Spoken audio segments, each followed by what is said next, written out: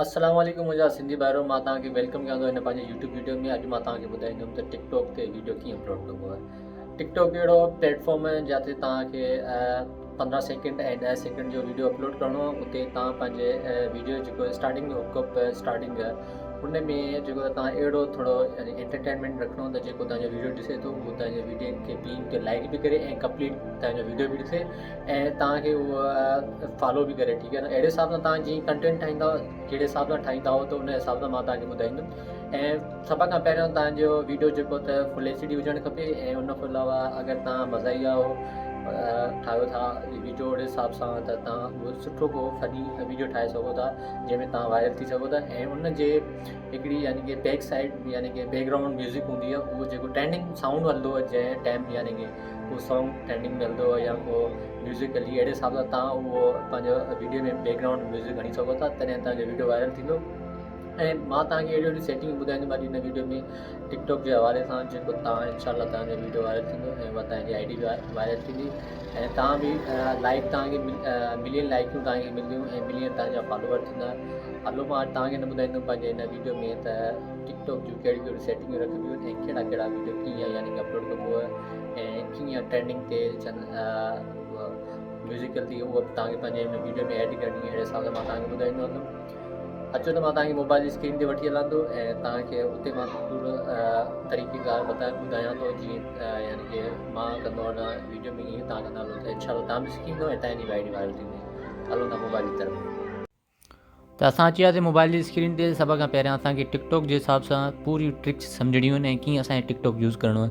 तव्हां इहे ॾिसी चुका मोबाइल जी स्क्रीन ते कैप कट आहे। हिन कैप कट खे कहिड़े हिसाब सां इस्तेमालु करिणो आहे ऐं हिन ते कहिड़ियूं कहिड़ियूं शयूं असांजे ईंदियूं उन ते मां वीडियो ठाहींदुमि, लेकिन मां तव्हांखे हिन ऐप जे लाइ ॿुधाए सघां थो त हीअ ऐप जेको आहे त कैप कट आहे। हिन ते तव्हां टिकटॉक जा खोड़ सारा वीडियो ठाहे करे उन ते तव्हां वायरल थी सघो था।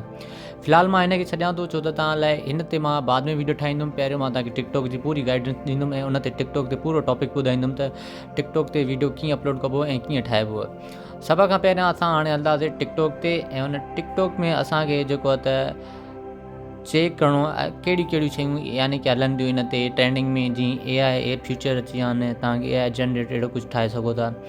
हाणे मां तव्हांखे इहो ॿुधायमि त माना को साउंड असांखे यूज़ करिणो आहे यानी कि को साउंड हीअ तव्हां ॾिसंदा रहंदो त मां जेको आहे मथे स्क्रोल डाउन कंदो वञा त उन में जेको आहे त काफ़ी सारा यानी कि AI जा जनरेट वीडियो बि आहिनि ऐं खोड़ सारा जेके आहे त म्यूज़िक वारा अहिड़ो मां तव्हांखे अॼु सेखारींदुमि त असां ट्रेंडिंग म्यूज़िक कीअं रखंदासीं पंहिंजे वीडियो ते। सभ खां पहिरियों मां हे डॉट पातो, हिन डॉट ते तव्हांखे क्लिक करिणो आहे। उन खां अलावा तव्हांखे यूज़ साउंड ते क्लिक करिणो आहे। यूज़ साउंड ते तव्हां इहो क्लिक कंदव त माना तव्हांजो जेको म्यूज़िक इहो तव्हांजी वीडियो में लॻी वेंदो ऐं तव्हांखे उहो वायरल बि करे सघे थो। हाणे इन खे असां यूज़ साउंड में अची विया। यूज़ साउंड खां उन खां अलावा तव्हांखे पंहिंजी कैमरा सेट करिणो आहे। इन खे अलावा जेके मां दायरे ते ॾिनो डॉट ॾेई छॾियो आहे रेड कलर जो ॻाढ़े कलर जो, इन ते तव्हांखे बिल्कुलु हथु रखी छॾिणो आहे। उते जेको आहे त पंहिंजे लेखे रिकॉर्ड करिणो पवंदो वीडियो। माना हीअ वीडियो तव्हांजो रिकॉर्ड कंदो वेंदो ऐं तव्हांजो जेको म्यूज़िक हो पोयों असां सेलेक्ट करे आयासीं, जेको साउंड हो उहो सेलेक्ट करे आयासीं, उहो जेको त हिन में तव्हांजे वीडियो में ऐड थींदो।